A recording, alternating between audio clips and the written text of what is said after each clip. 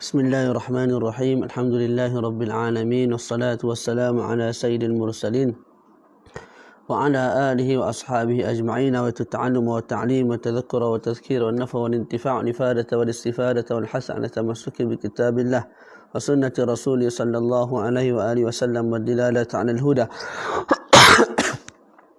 ibtigha'a mardatihi wa thawabihi wa qurbihi subhanahu wa ta'ala. InsyaAllah pada waktu tengah hari yang berbahagia ini kita sambung lagi mudzakarah kitab Al-Muqaddimah Al-Hadramiyah. Dan semalam kita telah selesaikan membincangkan tentang rukun-rukun ataupun fardu wudu. Ada 6. Hari ini insya-Allah kita masuk pada fasal yang baru, itu pada fasal sunat-sunat wudu. Banyaklah. Kita akan baca dalam 2 kali ataupun 3 kali insya-Allah, ataupun 2 kali dah insya-Allah. Kita baca dalam bahasa Arab ya. Wa sunanuhu as-siwaku thumma at-tasmiyatu makrunatan bin-niyyati ma'a awwal ghasl al-kaffain wat-talaffuz bin-niyyati wastishabuha fa in taraka tasmiyata fi awwalihi ata biha qabla faraghihi fa yaqulu bismillah fi awwalihi wa akhirih kama fi al-akli wash-shurbi thumma ghasl al-kaffain fa in lam yatayaqqan tuhurahuma kuriha ghamsuhuma fi al-ma'i al-qalili wa ma'in qabla ghaslihima 3 marrat ثم المضمضة ثم الاستنشاق والأفضل الجمع بينهما ب3 غرفات يتمضمض من كل غرفة ثم يستنشق بباقيها والمبالغة فيهما لغير الصائم وتثليث الغسل والمسح والتخليل ويأخذ الشاك باليقين. Okay. Terjemahan dia sunat-sunat wuduk adalah bersugi, membaca basmalah dengan diiringi niat ketika mula membasuh kedua tangan, melafazkan niat dan mengekalkannya. Jika ia meninggalkan basmalah pada permulaannya, datangkan kembali ke sebelum ia menyelesaikan wuduknya lalu membaca bismillahi awwaluhu wa akhiruhu. Makna dengan nama Allah pada setiap permulaan dan perakhiran. Demikian juga ketika minum dan makan. Kemudian membasuh 2 tangan. Jika tidak yakin dengan kesucian keduanya, makruh mencelup ke dalam air yang sedikit atau cecair. Sebelum membasuh keduanya sebanyak 3 kali. Berkoma-koma, memasukkan air ke dalam hidung yang paling utama adalah menggabungkan di antara keduanya dengan 3 kali cedokan air, iaitu dengan berkoma bagi setiap cedokan, kemudian memasukkan air ke dalam hidung dengan baki lebihannya. Bersungguh-sungguh ketika melakukannya, kecuali jika berpuasa. Melakukan 3 kali setiap basuhan, menyapu dan menyelat. Orang yang ragu-ragu berpegang dengan pegangan yang yakin. Situ. Itu dalam bahasa Melayu. Baca. Jadi sunat-sunat wuduk ada banyaklah. Sebelum kita masuk, kita sebut as-sunnah wat tatawwu' wan naflu wal mandub wal hasan wal mugharrabu fihi. Ini benda yang samalah. Maknanya satu perkara yang kalau kita buat dapat pahala, kalau kita tinggal tidak dapat dosa, cuma rugi. Tu. Ini dalam istilah usul fiqh. Wa sunanuhu. Jadi sunat wuduk ni banyak. Sebahagian kitab sebut ada 66. Dan musannif pengarang kitab kita bawa sebahagian daripada yang 66 tu lah. Dan mungkin lebih. Yang pertama ialah as-siwaku. Siwak. Siwak masdar kepada saka fahu yasukuhu. Jadi siwak pada sudut bahasa ad-dalk. Dalk ni kita menggosok lagu ni. Tu dalk. Gosoklah apa-apa benda pun kita panggil dalkun. Makna kedua bagi siwak pada sudut bahasa ialah alat. Ini kita panggil siwak. Jadi siwak pada sudut bahasa sama ada perbuatan menggosok ataupun alat itu sendiri kita panggil siwakun. Pada sudut syarak, siwak bermakna isti'malu nahwi udin fil asnan wa ma hawlaha. Kita gunakan. Jadi siwak pada sudut istilah fuqaha, perbuatan apa? Perbuatan menggunakan satu jenis kayu ataupun benda-benda yang khashin, yang kasar, kita bersihkan, kita boleh gigi. Tak. Dan juga selain daripada gigi, maknanya kita punya gusi, kita punya lidah, kita punya bahagian atas tu. Tu makna siwak. Hukum dia sunat lah. Paling kurang sekali. Okey. Siwak ini termasuk bawah sunat-sunat yang berbentuk perbuatan. Sunat-sunat yang berbentuk perbuatan. Di sisi Imam Ibn Hajar, siwak termasuk sunat yang jenis perbuatan yang termasuk dalam wuduk. Termasuk dalam wuduk. Sebab di sisi Imam Ibn Hajar, tempat siwak ialah antara berqoma dan juga basuh tangan. Macam mana Imam Ibn Hajar sebut? Kita basuh tangan. Tak, lepas basuh tangan tu kita ambil siwak, kita bersiwak. Tak. Tu. Lepas bersiwak kita pun apa?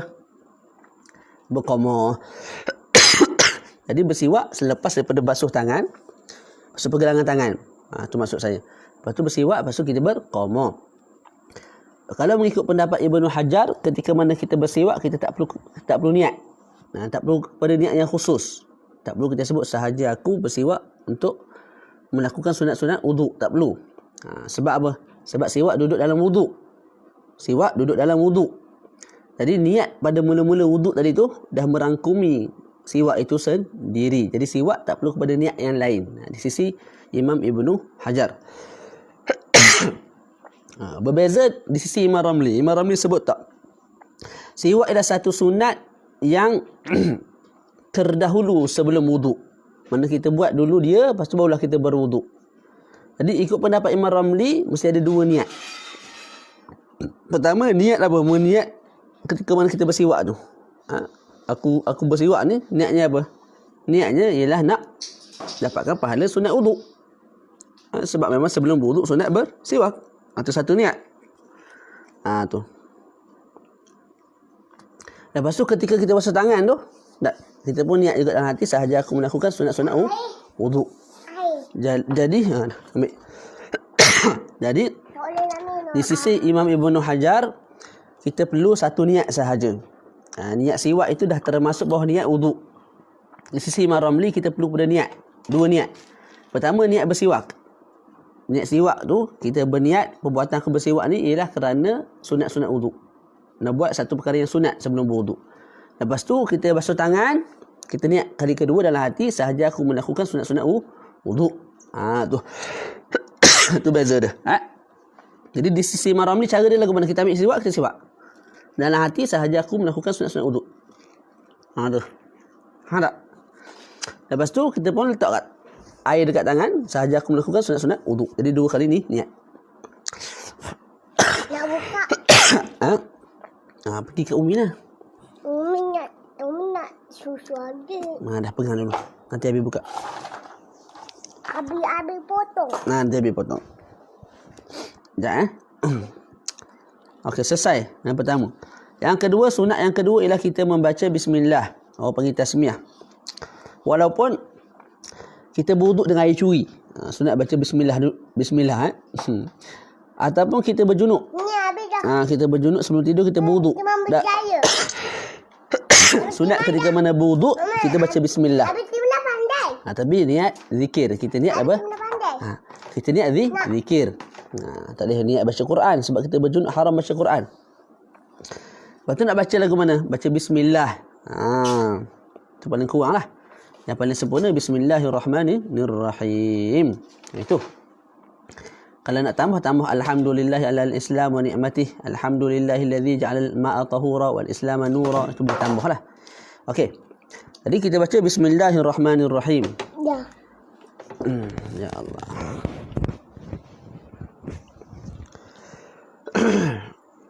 Duduk dia. Jadi dalam mazhab kita Asy-Syafi'i, mazhab Syafi'i, hukum baca bismillah dalam wuduk hanya sunat. Walaupun ada perintah sebut tawaddau bismillah. Tawaddau tu fi'il amr. Bila fi'il amr yufidul wujub. Tapi ada qarinah ataupun ada dalil lain yang memalingkan fi'il amr itu daripada makna wujub kepada makna sunat. Apa? Dalam hadis lain disebut tawadda kama amarakallah. Berwuduklah kamu sebagaimana Allah Taala suruh. Allah Taala suruh wuduk lagu mana dalam ayat wuduk tu. Macam mana ayat dia? Ya ayyuhalladzina amanu idza qumtum ila sholati ya ayyuhalladzina amanu idza qumtum ila sholati faghsilu wujuhakum wa aydiyakum ila al-marafiq wamsahu bi ru'usikum wa arjulakum ila al-ka'bayn in kuntum junuban fatahharu ila akhirih. Dari ayat itu tidak disebut pun perkataan bacalah kamu bismillah ketika berwuduk. Maka bila tidak disebut, maka sunat sahaja. Kalau wajib, maka Allah Ta'ala akan sebut dalam ayat tu. Kena bismillah kalau nak berwuduk.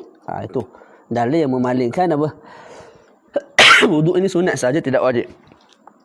Lepas tu khabar, hadis yang warid daripada Nabi yang menyebut la wudu' liman lam yusammi Allah. Tidak ada wuduk lah bagi orang yang tidak membaca bismillah. Itu maksud dia apa? Tidak ada wuduk yang sempurna. Bukan tidak ada wuduk dengan mana tidak sah wuduk. Maknanya tidak ada wuduk, tidak ada wuduk yang sempurna. Mana wuduk sah, cuma kurang sempurna sebab tak baca bismillah. Tu. Sebagaimana hadis yang sebutlah, la salata li jaril masjid illa fil masjid. Tidak ada solat bagi orang duduk dekat dengan masjid kecuali di masjid. Bukan maksud kalau solat kat rumah batal sembahyang. Tapi tidak sempurna kalau sembahyang kat rumah. Sedangkan masjid dekat sebelah rumah, dekat dengan rumah. Pergi sembahyang kat masjid lah. Tunggu dulu nanti habis datang. Pergi basuh mulut dia comot. Malu kawan semua tengok. Pergi basuh mulut dulu. Ni pergi ambil ni. Pergi Umi ni. Tidurlah bertengah kita aman. Okey, selesai. Lepas tu di sini disebut sedikit hukum hakam bismillah. Bismillahirrahmanirrahim. Sebelum bismillah kita sebut auzubillah dulu. Okey. Kemudian disebut hukum hakam mengenai bismillah. Bismillah ada kala hukum dia sunat ain. Ada kala sunat kifayah. Kalau kat sini sunnatu ain lah. Sunat ain ni maknanya sunat bagi setiap orang. Baca bismillah. Saya sunat baca bismillah. Ada anak saya sunat baca bismillah, isteri saya sunat baca bismillah, abang saya sunat baca bismillah ketika mana nak berwuduk. Okey. Lepas tu kita ada yang kedua orang panggil sunat kifayah. Sunat kifayah ni apa dia? Sunat kifayah adalah sunat yang kalau sebahagian buat dah gugur tuntutan bagi pihak yang lain. Itu maksud dia. Tapi pahala dapat ke siapa? Dapat kepada orang yang buat lah. Dapat kepada orang yang buat. Macam habis. Sunat kifayah ada berapa? Disebut kat sini yang pertama ketika mana bersetubuh, berjimak. Tu.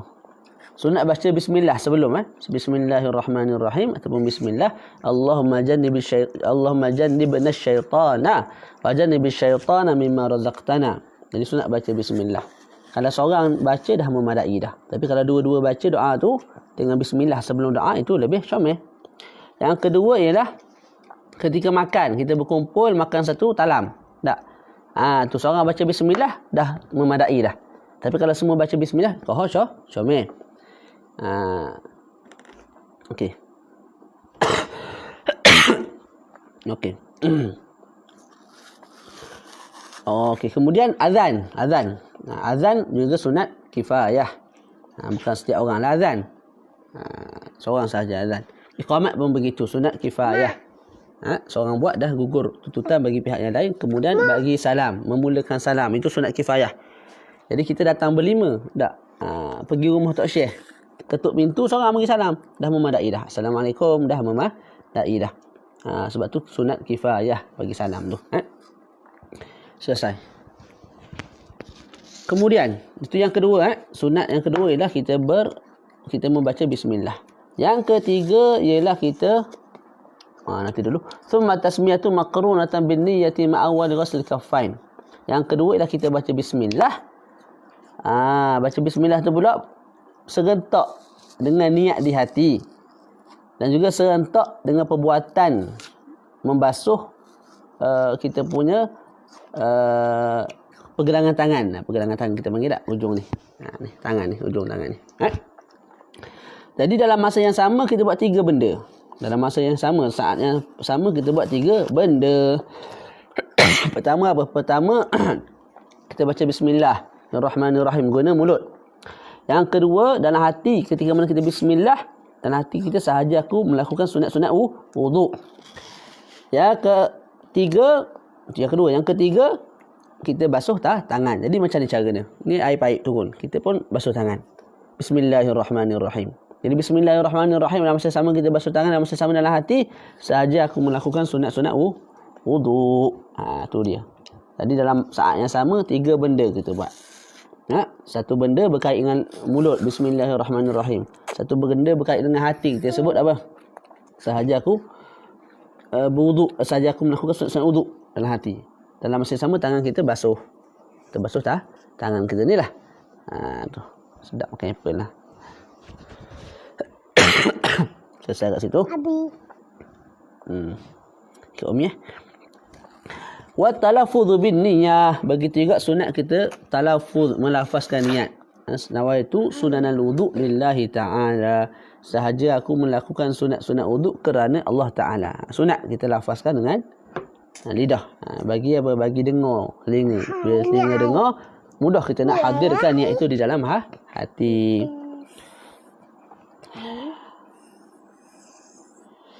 Bila kita nak lafazkan niat selepas bismillah. Jadi cara dia lagu ni. Turun dulu, Dek. Turun kejap. Abi nak buat ni. Kejap je. Cuma tolong pergi ambil tu kat Abi. Ambil ubat. Nak ni. Bismillahirrahmanirrahim. Nawaitul sunanal wudu lillahi ta'ala. Tu maksud dia, cara dia. Bismillahirrahmanirrahim. Mulut, tangan, basuh hati sahaja aku apa tu? Panggil apa? Sahaja aku melakukan sunat-sunat wudu. Lepas baca bismillah kita sebut nawaitu sunanal wudu lillahi ta'ala. Sahaja aku melakukan sunat-sunat wudu kerana Allah Ta'ala guna mulut. Okey. Wastishabuha. Sunat juga kita istishab. Istishabun niyah. Istishabun niyah tu apa? Kita hadirkan niat kita dalam hati kita daripada awal kita berwuduk sampailah kita selesai berwuduk. Kita sedar yang kita ni sedang berwuduk. Itu maksud kita hadirkan niat wuduk daripada awal sampai habis. Bukan kita sebut guna mulut. Sahaja aku berwuduk kerana Allah Ta'ala. Sahaja aku berwuduk kerana Allah Ta'ala. Sahaja aku berwuduk kerana Allah Ta'ala. Daripada awal wuduk sampai habis. Tak. Bukan tu maksud dia. Maksud dia apa? Kita sentiasa hadirkan dalam hati niat wuduk tu. Dengan mana kita sentiasa hadirkan dalam hati yang kita ni sedang berwuduk. Tidak lalai. Okey. Fa'in tarakat tasmiyata fi awalihi. Kalau seseorang tu ni tafri'. Tafri' kepada bismillah tadilah. Kalau seseorang tu meninggalkan baca bismillah pada awal wuduk walaupun sengaja tinggal, ketika itu disunatkan juga dia membaca bismillah ketika sedang berwuduk. Jadi ketika awal berwuduk tak baca bismillah. Tak. Jadi ketika dia basuh tangan dia baru teringat, aku tak baca bismillah tadi. Sunat dia sebut bismillahirrahmanirrahim dengan lidah dia. Okey. Sekalipun dia sengaja tinggal bismillahirrahmanirrahim pada awal apa? Awal-awal wuduk. Okey, begitu juga kalau selepas daripada wuduk, kita basuh dah kaki. Betul tak? Kita basuh dah kaki. Selesai dah berwuduk ni. Lepas tu baru teringat kita lupa nak baca bismillah pada awal wuduk. Okey, ketika itu sunat juga kita baca walaupun dah habis basuh kaki kita sebut bismillahirrahmanirrahim. Selagi mana kita belum baca doa bagi sunat, doa bagi wuduk. Doa selepas wuduk. Selagi mana kita belum baca doa selepas wuduk walaupun kita dah membasuh kaki secara sempurna, sunat juga kita baca bismillahirrahmanirrahim ataupun bismillahi awwalahu wa akhirahu. Tu yang tepatlah. Bismillahi awwaluhu wa akhiruhu. Ataupun bismillahi fi awwalihi wa akhirih. Dengan nama Allah Ta'ala pada permulaan perbuatan dan juga pada perakhiran perbuatan. Jadi kalau dia tinggal bismillah pada awal wuduk, maka dia baca bismillah pada pertengahan wuduk. Okey. Fayakun nak baca apa? Bismillahi fi awwalihi wa akhirih gitu. Bismillahi fi awwalihi wa akhirih ataupun bismillahi awwalahu wa akhirahu. Okey. Sebagaimana perkara yang sama kita sebutkan dalam bab makan dan minum.